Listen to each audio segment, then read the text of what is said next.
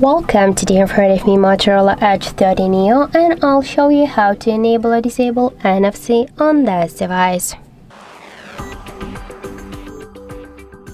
So first let's open Settings application and then tap to Connected Devices.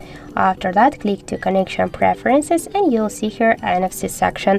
Now just to turn on or turn off NFC, we should click here on the switcher. If you wanna make invisible NFC icon in status bar here, so you should use this switcher just to turn it off. Click on the switcher, and to turn it on, you should click on the switcher once again. Also, we can use NFC by another way. Just first you should open notification panel shortcuts, and after that you should find somewhere here the NFC icon, and from here you can also turn on or turn off the NFC by click on this icon. And that's it. So thank you for watching, and if you find this video helpful, don't forget to leave a like, comment and to subscribe our channel.